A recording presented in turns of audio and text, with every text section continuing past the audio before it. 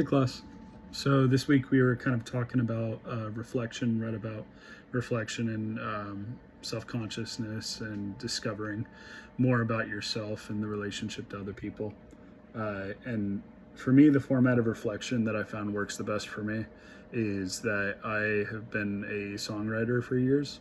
I started playing guitar when I was 9, and then once I moved away from my parents, I had a lot of downtime, so I found myself starting to write a lot of lyrics, and I found that that was the most honest way for me to write about how I was feeling in those moments.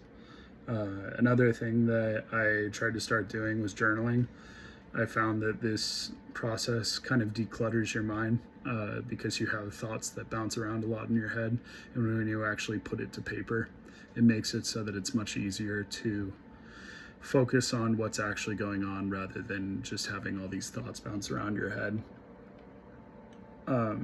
Something that I've done in the past that I've tried was I would meditate a lot, just spending time in silence. And I found that this did really work well, but it's sometimes hard to commit to doing something that much. But this is where I thought that one of the quotes from the chapter was really good. And it was, evolving a focus on your aspirations can guide the commitments you make and the way you will spend your time, from Comieves and Wagner. So I found that this is definitely true in the sense that you have to make a commitment if you want to aspire to grow in a certain area. So that might even be something that I want to try as well to get back into, because I did find that it brought me a lot of peace when I would make sure that I set aside the time to do that.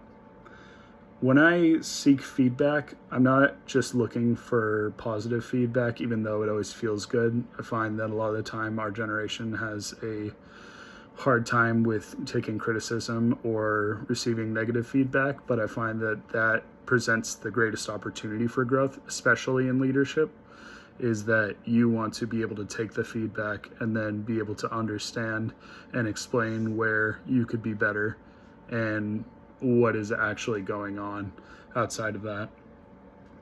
And then for the rubric, so we had a rubric of, it was labeled by self-awareness, consciousness, mindfulness, feedback, and continual personal reflection. And it's rated on excelling, meaning the best; achieving means you're doing it, but it's not 100% of the time; developing still needs some work and needs improvement is kind of the lowest end of it. I found that in a lot of the different areas, I would like to say that I'm excelling, but I feel like across the board I'm achieving, and that's because I don't want to ever say that I'm someone who has it all figured out. And I think that consciousness of self is a lifetime effort and not something that I would have figured out by at my age 26.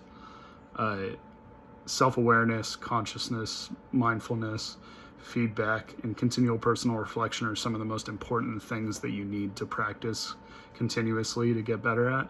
And I think that it's something that is going to be a very big priority for me. And then something else that I found from the chapter that was really interesting was about becoming self-aware requires conscious, intentional action, including accepting challenging roles and experience, habitual reflection, openness to feedback, and learning about oneself through the assessment. And that was Comieves, Dugan, Owen, Slack, Wagner, and Associates. Breaking that down, talking about challenging yourself, I think is super important. Stepping outside of your comfort zone and making sure that you're putting yourself in a position that's not always comfortable, but through discomfort you see continual growth. And as long as you have a good support system, that's the thing that matters, so that it doesn't take too much of a toll on you. Reflection is something that should be done, and every person has their own way of reflecting. Openness to feedback, making sure that you're actually being an active listener, not just pretending like you're listening when something hits home, or knowing when someone has feedback for you that doesn't have the best intentions in mind, or maybe it doesn't align with what goal set you actually have. And then learning about oneself through the assessment is just making sure that you are continuously remembering where it is that you want to go. And for me, I feel like all of those things, I have a general idea as to how I want to grow and how I want to become a better leader for the people around me. So, yeah.